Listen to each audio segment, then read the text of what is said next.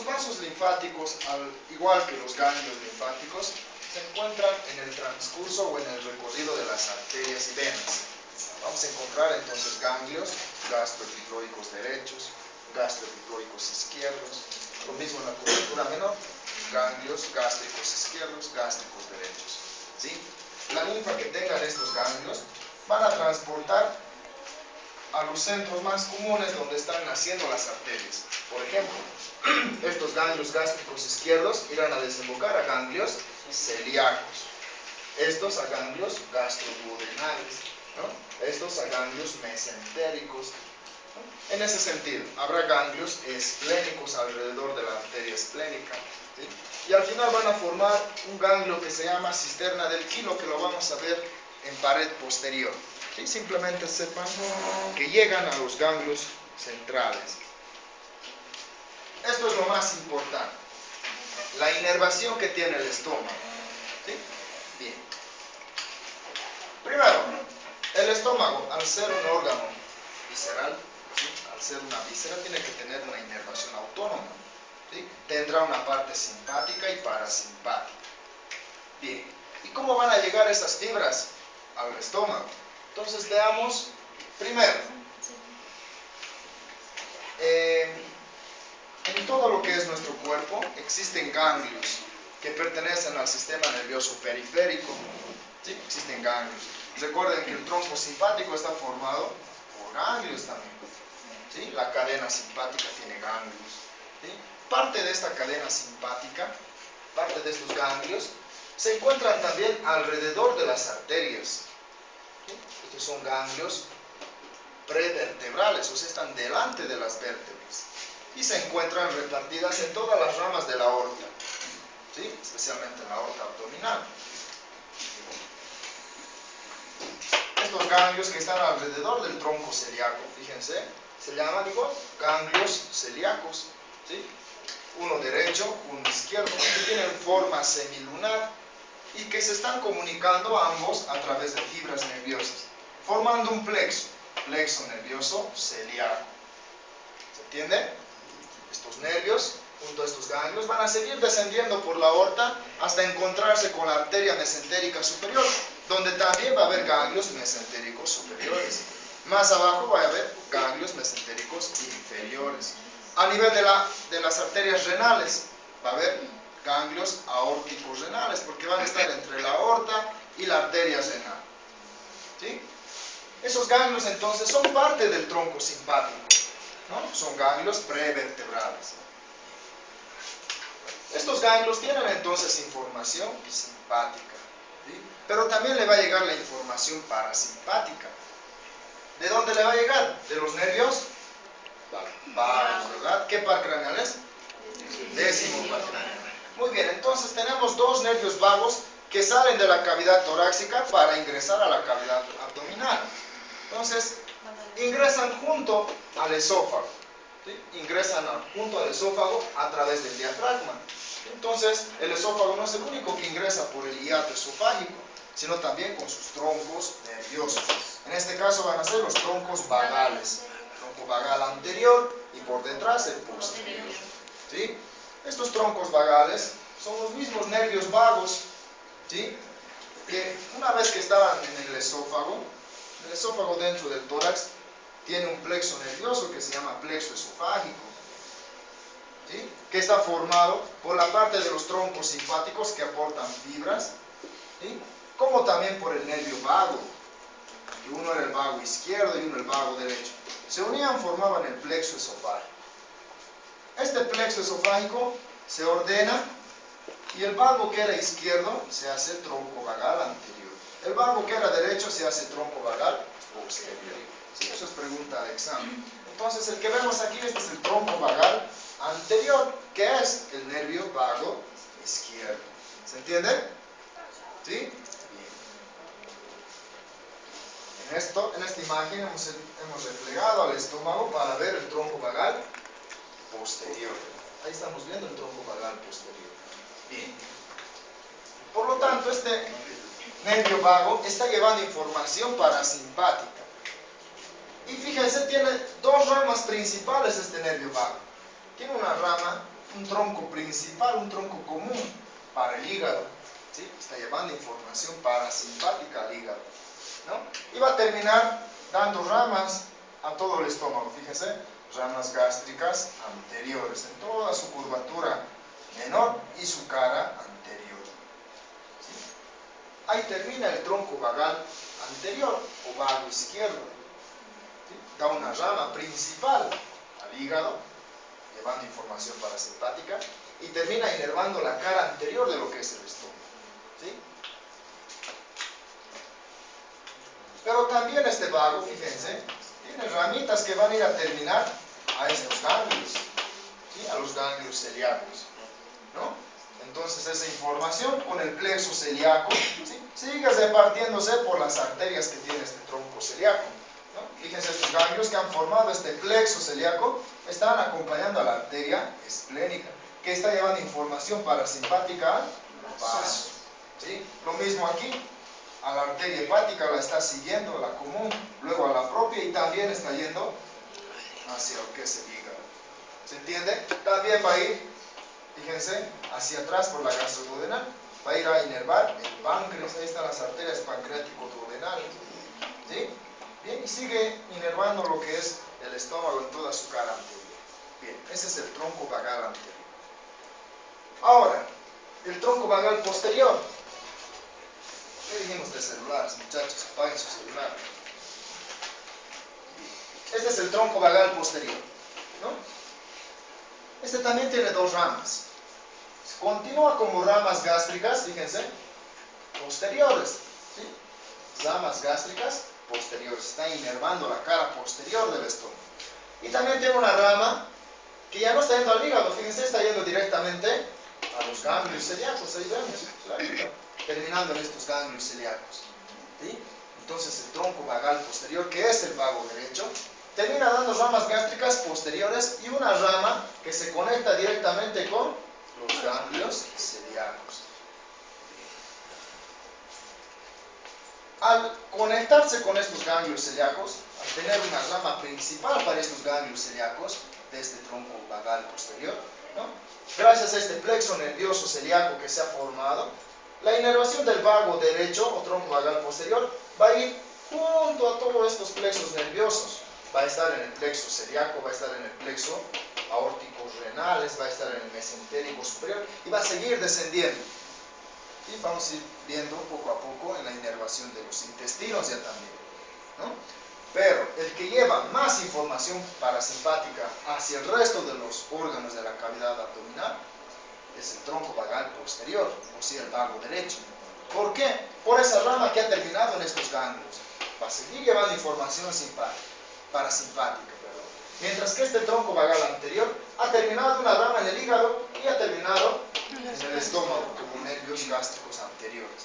Entonces, el que lleva más fibras al resto de los órganos abdominales es el tronco vagal posterior o vago derecho. ¿Se entiende esto? ¿Sí? Bien. Ahora vamos a ir viendo una imagen más profunda para que se entienda mejor. Ahí, fíjense esa imagen. ¿Qué órgano es esto? El diafragma, ¿verdad? Ahí está el pilar derecho del diafragma formando el hiato esofágico, ¿sí? Que había sido el que forma el esfínter esofágico inferior. Ahí está atravesando el esófago, ¿no? Ahí está el tronco vagal anterior, ¿sí? Ahí está la arteria esofágica, rama de la arteria gástrica izquierda. Ahí está el tronco celíaco, la arteria esplénica. Aquí está la arteria hepática propia, el origen de la gastroduodenal. De ahí está saliendo la arteria hepática propia, ¿verdad? Es la hepática común. Bien. Aquí vemos entonces que este tronco vagal anterior, aquí fíjense, esta rama que ven aquí está cortada, es la que va a ir al hígado, ¿sí? Y el resto va a terminar dando inervación a la cara anterior del estómago. Claro que va a dar algunas ramitas para conectarse con este ganglio, pero la rama principal para estos ganglios es este, fíjense. Ahí está el tronco vagal posterior, dando ramas gástricas posteriores y terminando en los ganglios celíacos, ¿sí? Bien, entonces estos ganglios celíacos no solo están llevando información simpática, sino han recibido información parasimpática, principalmente del vago derecho. ¿Sí? El tronco vagal posterior, ¿no? Entonces, nervios que estén alrededor de estos troncos, ya se forma el plexo, pues van a acompañar a las arterias para llegar a esos órganos. ¿Sí? Bien. Ahora, ¿qué más vemos en la imagen? Fíjense, ¿qué es esto? Vena cava inferior. Estas son las venas suprahepáticas. La sangre que sale del hígado tiene que terminar en la vena cava inferior, ¿no? Bien. ¿Qué será esto? Frénico perfora el diafragma.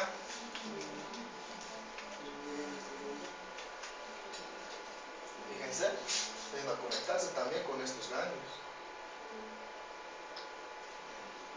¿Qué será? Este es el nervio esplácnico mayor. ¿Sí? Claro que iba a terminar también el nervio frénico, pero no va a llegar hasta los ganglios. ¿Sí? Bien, los nervios esplácnico mayor, ahí están los menores, ¿sí? Que son nervios que salen del tronco simpático. ¿Sí? Son nervios que salen desde el tórax, perforan el diafragma y van a ir a terminar en esos ganglios que estamos viendo. ¿Sí? Esplácnico mayor, menor, mínimo. Vamos a ver también con más detalle en pared posterior. Si este es el plexo y ganglios celíacos, fíjense, es la arteria mesentérica superior. Entonces este es el plexo mesentérico superior. ¿Sí? Ganglio mesentérico superior. Este ganglio, ¿cómo se va a llamar si esta es la arteria renal? Aórtico renal. Ganglio aórtico renal. Toda la información simpática y parasimpática está yendo hacia esos órganos. ¿Se entiende? Ahora. Bien, entonces, ¿cuál es la acción que causa la inervación simpática y parasimpática en el estómago? Primero, el estómago es un órgano hueco, muscular, tiene músculo liso, ¿sí? Entonces tiene peristalsis, ¿sí? Ya saben qué es la peristalsis. Bien, entonces, la parte parasimpática va a aumentar peristaltismo, ¿sí? Parasimpático, aumenta el peristaltismo. En el estómago va a aumentar o va a favorecer la secreción del ácido gástrico o clorhídrico. ¿Sí? ¿Qué más? Va a causar lo que es vasodilatación. Si va a aumentar la secreción de ácido gástrico, tienen que estar dilatadas las arterias para que puedan favorecer nutrientes, todo para que se pueda formar este ácido gástrico. ¿Entiende? Estas tres acciones principales realiza el parasimpático en el estómago. Y el simpático, lo contrario, ¿sí? Va a disminuir el peristaltismo, ¿sí? Va a disminuir la liberación de ácido gástrico, ¿no? Y va a realizar una vasoconstricción. ¿Sí? Si disminuye el ácido gástrico, entonces tiene que realizar una vasoconstricción. ¿Sí? Bien, entonces eso es muy importante en cuanto a la inervación del estómago. ¿Sí? ¿Dónde se forma el ácido gástrico, Brian? En el cuerpo. En el cuerpo. ¿Sí? ¿Qué células la producen? Células parietales, ¿verdad? Muy bien.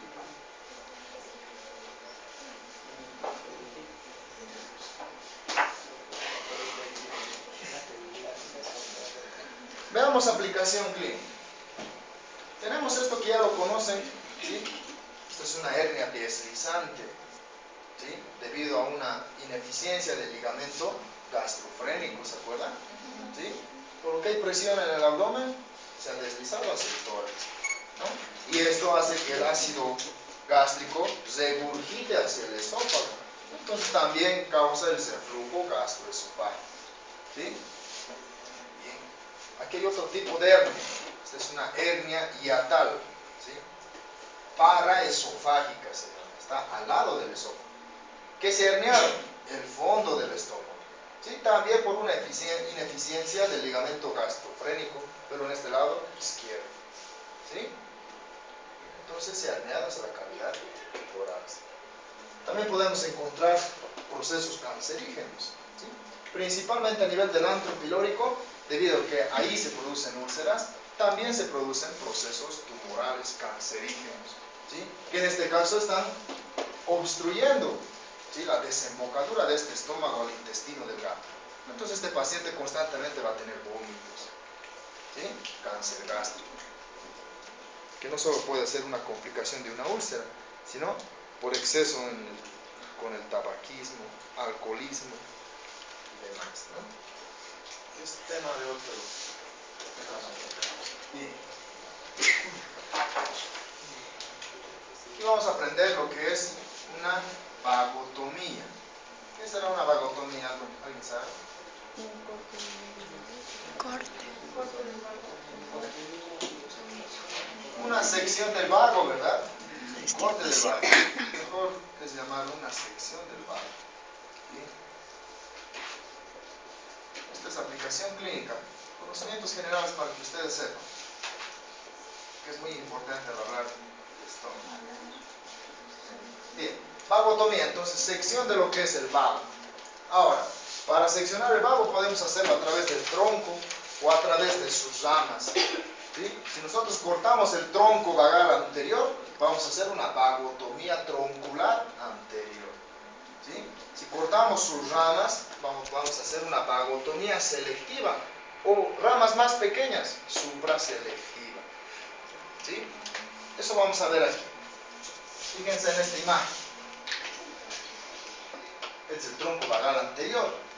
Hacemos un corte en el tronco, en esta imagen primero, fíjense. Una imagen donde nos muestra una sección en el tronco vagal anterior. Vagotomía troncular. ¿Para qué se hace esto? ¿Qué lleva este tronco vagal? Está llevando información parasimpática principalmente, ¿sí?, que aumenta la liberación de ácido gástrico. Entonces este es un tratamiento quirúrgico definitivo para disminuir las úlceras gástricas, para disminuir una gastritis crónica que esté causada por el aumento del ácido gástrico, ¿no? O sea, este es un tratamiento quirúrgico definitivo. Antes de esto, obviamente que hay medicamentos para tratar una gastritis aguda, una gastritis crónica. Hay medicamentos para disminuir la liberación de ácido gástrico.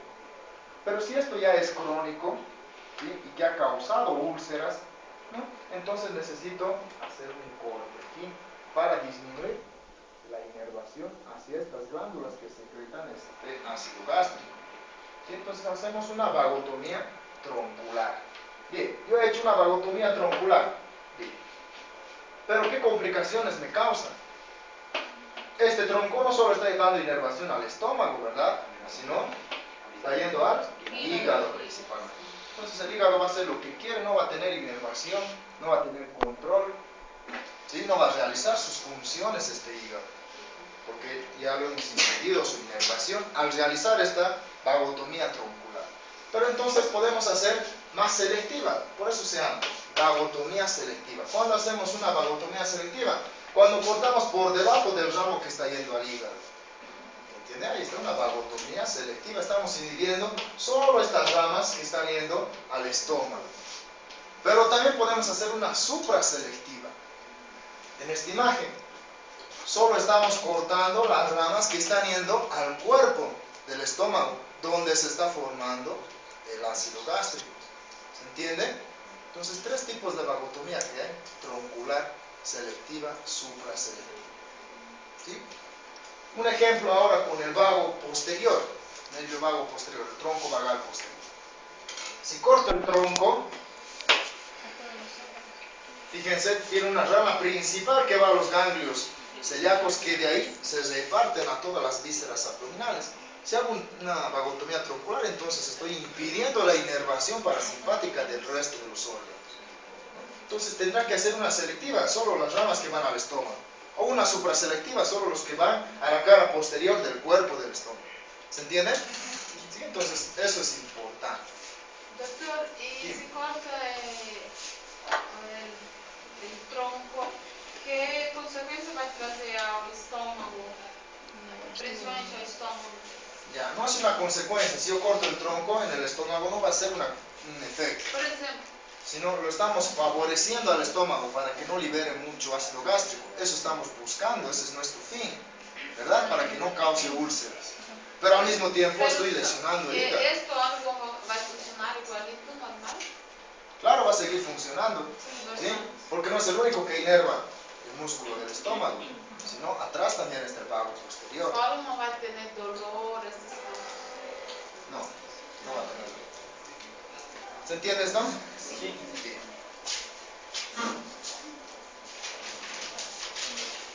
Bien, entonces con eso hemos terminado lo que es estómago. Y ya saben su secreción, sus venas, sus ganglios linfáticos, su inervación, ¿sí? Su aplicación clínica, que es importante, ¿no? Bien, entramos ahora a lo que es el intestino delgado.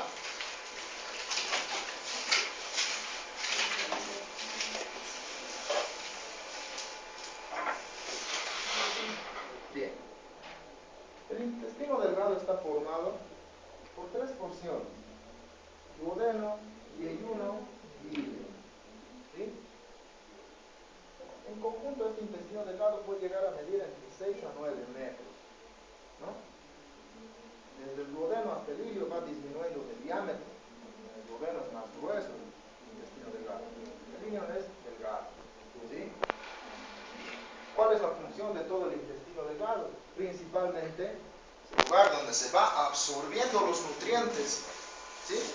Porque el nutriente, el alimento, se está digeriendo en el estómago por el ácido gástrico, se ha separado en sus porciones más pequeñas. Se ha separado, se ha digerido, se ha mezclado, ¿no? Por lo tanto, en el intestino delgado va a absorberse esos nutrientes, ¿sí? Tienen una mucosa especializada para absorberse estos nutrientes hacia el torrente sanguíneo, ¿no? Estos nutrientes irán hacia las venas o hacia las arterias. Hacia las venas. Se absorbe este nutriente hacia las venas. Y estas venas al final van a formar la vena porta, ¿sí? Por eso la sangre de la vena porta es rica en nutrientes, ¿sí? Se está absorbiendo este alimento, pero no solo se absorbe nutrientes, se absorbe bacterias, se absorbe parásitos, ¿no?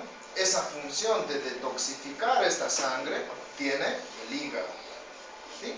Una vez que esté ya detoxificada esta sangre que lo ha realizado el hígado, pues una sangre esterilizada lo manda hacia la vena cava, y esta vena cava va a terminar en el corazón, para que esa sangre vaya hacia los pulmones y el resto ya sabe, ¿sí? Entonces eso es importante al hablar de intestino delgado, ¿no? Empezamos con la primera porción que se llama duodeno, ¿no? El duodeno. Bien, el duodeno es un órgano retroperitoneal, ¿sí? Órgano retroperitoneal. Mide alrededor de 30 centímetros de longitud.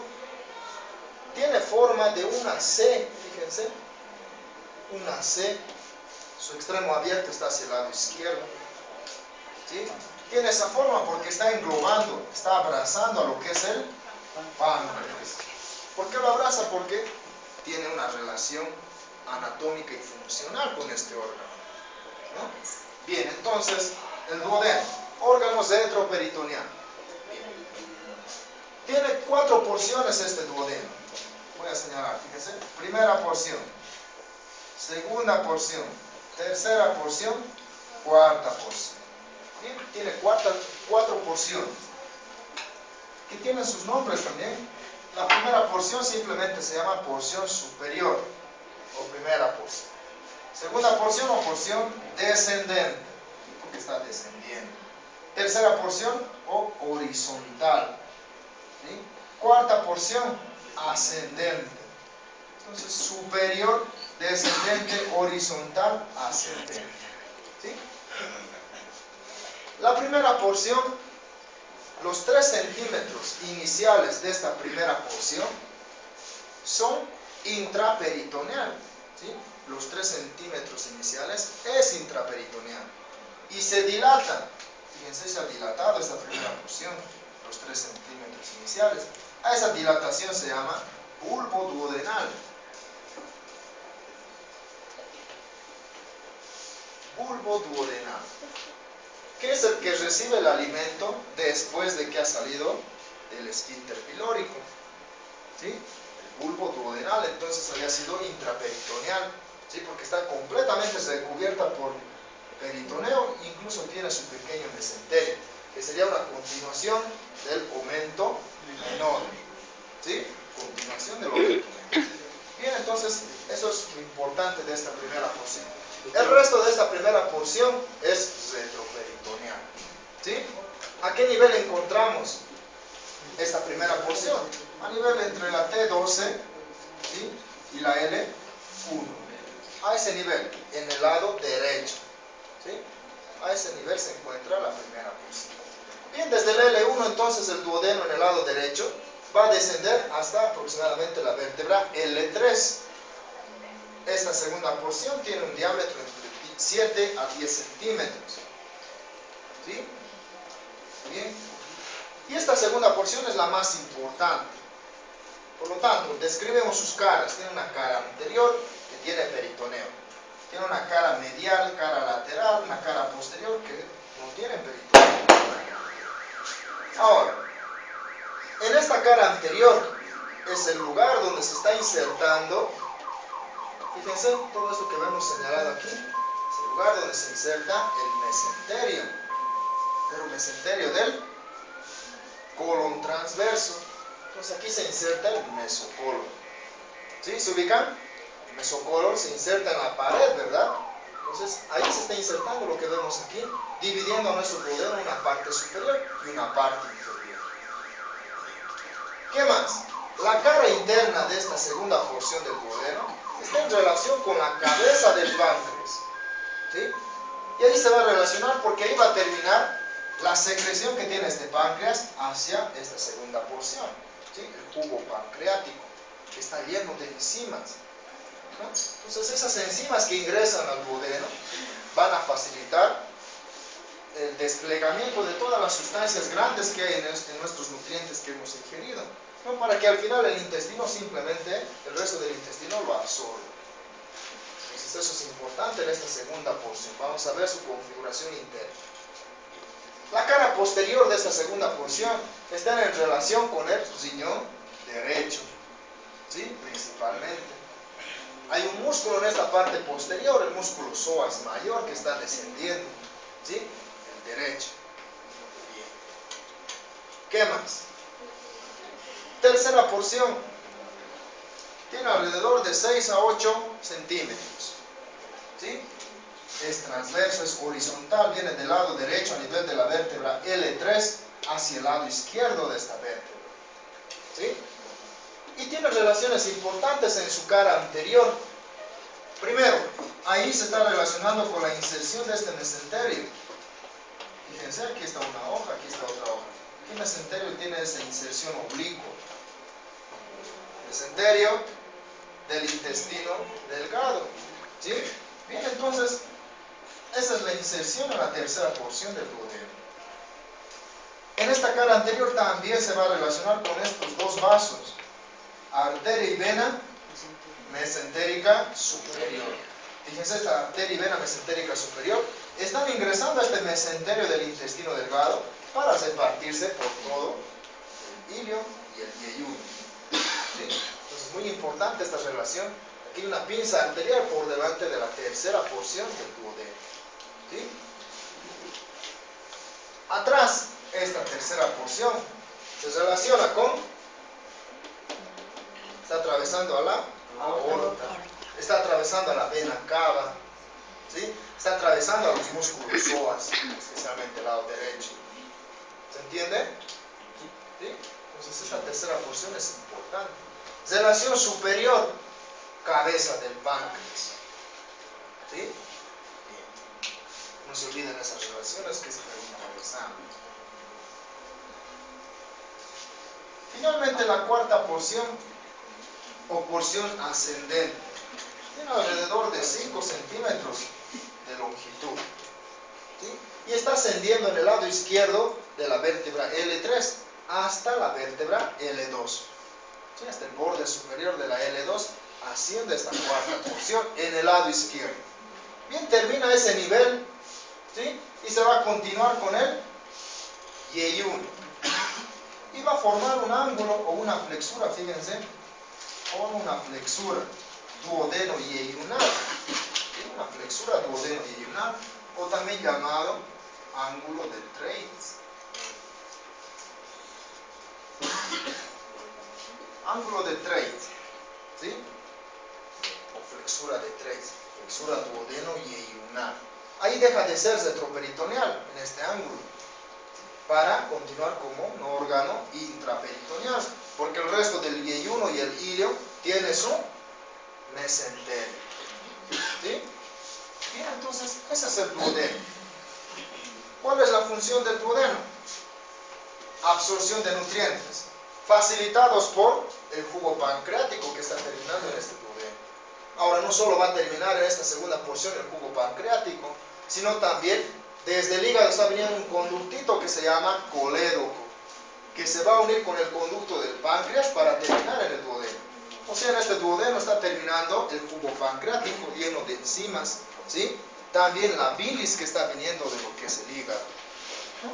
Y estas sustancias entonces nos van a facilitar la absorción de nutrientes en todo el intestino delgado. ¿Se entiende? ¿Sí? Como está en relación también con el estómago, el ácido gástrico también puede llegar al duodeno, ¿no? Y ahí va a causar inflamación del duodeno, una duodenitis. Si esto está constantemente, puede causar úlceras duodenales, ¿sí? Principalmente en la primera porción. Entonces todo eso hay que tener en cuenta, ¿sí? ¿Cómo está irrigado el duodeno? Fíjense en esta imagen. Aquí está el duodeno, cabeza del páncreas. Ahí está el ángulo duodeno yeyunal o ángulo de Treitz, ¿sí? Ahí se inicia el yeyuno y el ilio y termina en el intestino grueso. Bien, este duodeno está irrigado por arterias que se llaman pancreático-duodenales.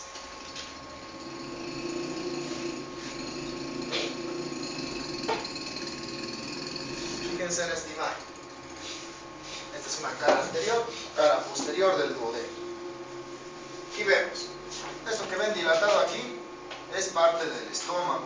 Esto que ven aquí es el esfínter pilórico, ¿no? Esto dilatado que ven aquí es el bulbo duodenal. Bien, esta será la primera porción, segunda porción, tercera porción, cuarta porción, y ahí inicia el yeyuno. Tiene arterias pancreático-duodenales, una superior y una es inferior. Duodenal superior y otra inferior. La superior, ¿de dónde nace? La superior nace de la arteria gastroduodenal, ¿sí? La arteria gastroduodenal. Para eso vamos a dibujar nuevamente, hay que conocer el tronco celíaco. Gástrica izquierda, la más gruesa es clínica, y aquí está la hepática común. La hepática común da la arteria gastroduodenal, como también da la arteria gástrica derecha, no nos interesa. Nace la gastroduodenal, ya deja de ser arteria hepática común para ser hepática propia. Esta gastroduodenal va a dar una arteria que se llama hacia el estómago, gastroepiploica derecha, ¿sí?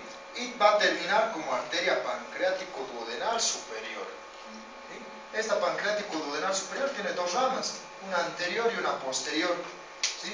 Y entre estas dos se encuentra la cabeza del páncreas. Ahí está nuestro páncreas. Ahora, las arterias pancreático-duodenales inferiores, lo mismo. En este caso van a salir de la arteria mesentérica superior. Sale estas pancreático-duodenales, da una rama anterior y da una rama posterior, rodeando la cabeza del páncreas. Se llaman así, ¿perdón? Mesentérica superior. ¿Sí? Eso he dicho, pero la arteria pancreático-duodenal inferior nace de la mesentérica superior, ¿sí? Se llaman así pancreático-duodenales porque no solo irrigan el duodeno, sino también el páncreas. Han visto la cabeza del páncreas principalmente, ¿sí? Bien, entonces, aquí vemos. Esta es la arteria gastroduodenal. Y ahí está la arteria pancreático-duodenal anterior, su rama anterior. Atrás estará dando su rama posterior. Ahí está la arteria pancreático-duodenal inferior, que viene de la mesentérica superior, dando sus ramas, ¿sí? En esta cara posterior, esta es la arteria gastroduodenal, ¿sí? Dando sus ramas pancreático-duodenal inferior. A ver, vamos a ver otras imágenes para que se vean mejor.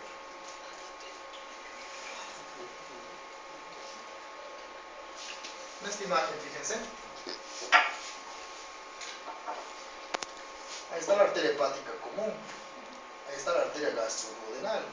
Siempre está detrás del duodeno. ¿Sí? Gastroduodenal.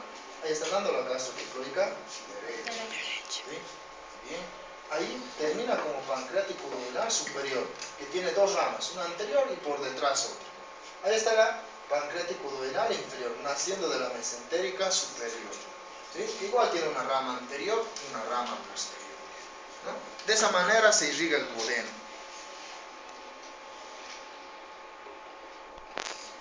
Esta imagen también es importante. Fíjense, este es el diafragma. ¿Sí? Aquí tenemos el hiato del esófago, hiato aórtico. Muy bien, este es el hiato esofágico. ¿Sí? Ahí tenemos el pilar derecho. De este pilar derecho, fíjense, están saliendo fibras musculares que terminan en esto que se llama Porción ascendente del duodeno. No, esta es la flexura. Flexura duodeno-yeyunal, ángulo de Treitz. Este ángulo de Treitz está fijado al diafragma por este ligamento suspensorio del ángulo de Treitz. ¿Sí? O ligamento de Treitz también se llama. Treitz. Lo mismo, el ángulo duodeno-yeyunal o ángulo de Treitz está fijado por este ligamento suspensorio o ligamento de Treitz. ¿Se entiende? Entonces ya saben cómo se suspende hacia lo que es los pilares del diafragma. ¿No? Esto, ¿por qué está cortado aquí? ¿Qué se inserta aquí? Mesenterio del intestino delgado. ¿Verdad? Muy bien.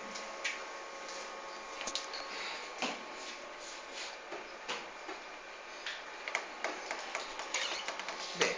Configuración interna del duodeno.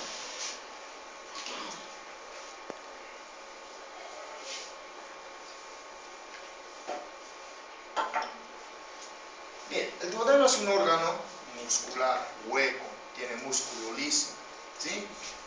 Fíjense, tiene 3 capas, 4 capas principalmente. En la cara anterior primero tendrá peritoneo, ¿sí? Sacamos el peritoneo y vemos músculo longitudinal, esquelético o liso. Liso, ¿no? Si es un órgano, es liso, ¿verdad? Es una pisa, entonces es un músculo longitudinal externo.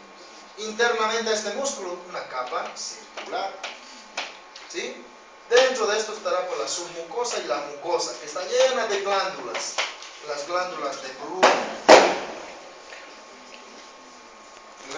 glándulas de Brunner, ¿sí?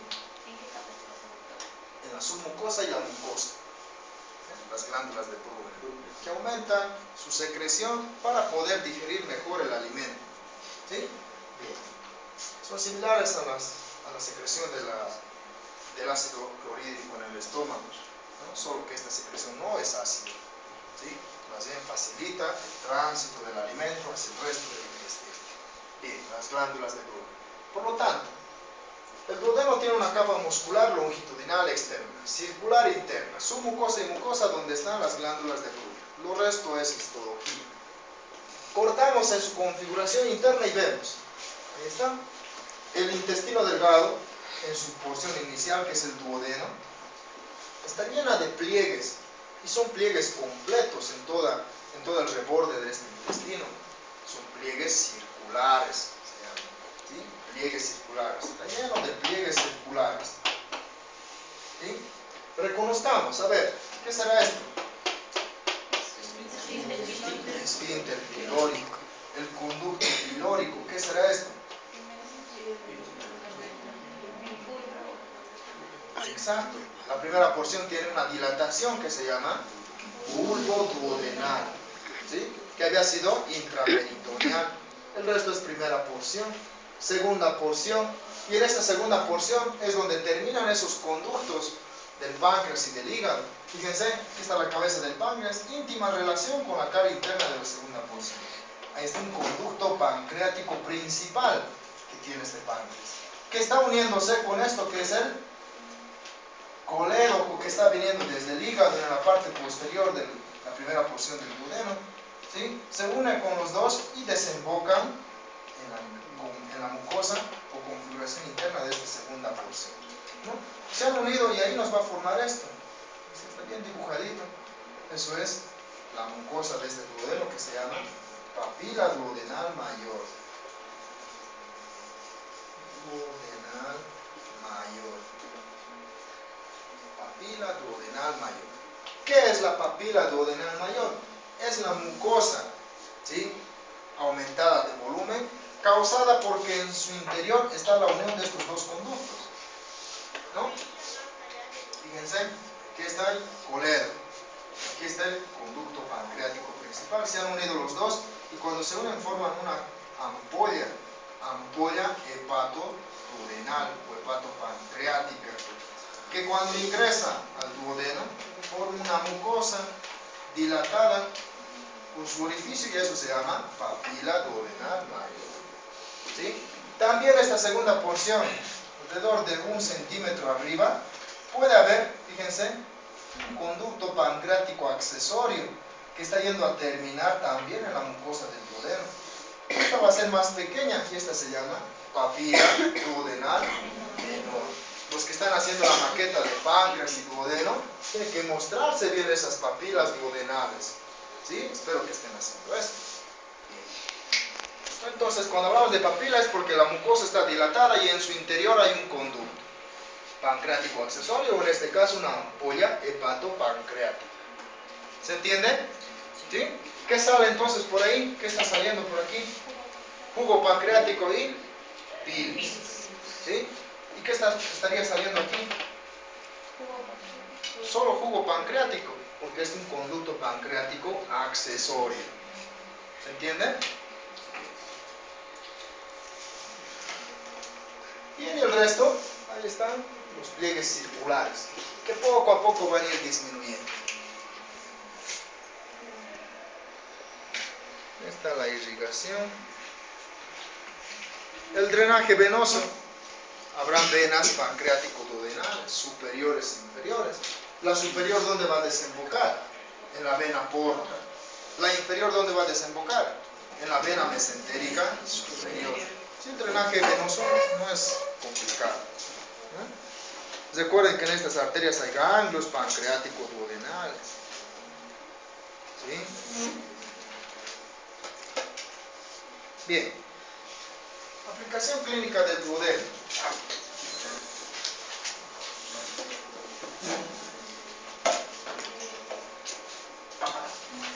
Cuando hemos hablado de peritoneo, hemos mencionado que tiene pliegues peritoneales y que tiene recesos peritoneales. En esta imagen estamos viendo recesos duodenales superiores, duodenales inferiores o paraduodenales. ¿Se acuerdan? Hemos mostrado una imagen de recesos, ¿sí? Entonces, ¿a qué nivel están esos recesos duodenales? A nivel de la flexura duodeno-yeyunal, ¿no? Duodeno deja de ser retroperitoneal formando este receso y se continúa como yeyuno, que había sido intraperitoneal porque tiene su mesenterio. ¿Sí? Bien, ¿cuál es la importancia de esto? A ver, Eduardo, ¿qué importancia tienen esos recesos?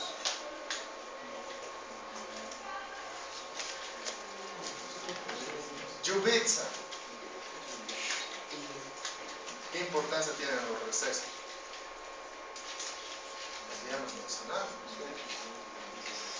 Rancileuda, ¿qué importancia tienen estos recesos? Aurineide, ¿qué importancia tienen estos recesos? O está ahí por obra y gracia del Espíritu Santo. Tiene su función, ¿verdad? ¿Cuál es su función, Dalenay? Drenar, drenar ¿Qué va a drenar si es un receso? algún exceso de algún líquido. ¿Dónde va a drenar este receso? A ningún lado. Limpio Maite. que si entra una centésima se forma una hernia. Ya, muy bien, entonces es un lugar donde puede producirse una hernia abdominal interna. ¿Sí? Son recesos recubiertas por pliegues, ¿no? Entonces, si un órgano ingresa, puede estrangularse a ese nivel. ¿Sí? Es una hernia. Se estrangula, se necrosa, hay que extirpar ese segmento intestinal. ¿Se entiende? Bien. Y también, como les mencioné, aunque esta imagen son úlceras gástricas, fíjense, en el antro pilórico, parte posterior, ¿no? Úlceras gástricas. Estas úlceras también puede haber en el inicio del duodeno, úlceras duodenales. Por eso las úlceras se las llaman gastroduodenales principalmente, porque afecta también el duodeno. Bien. Les doy un descanso de 15 minutos, joven. Está haciendo calor.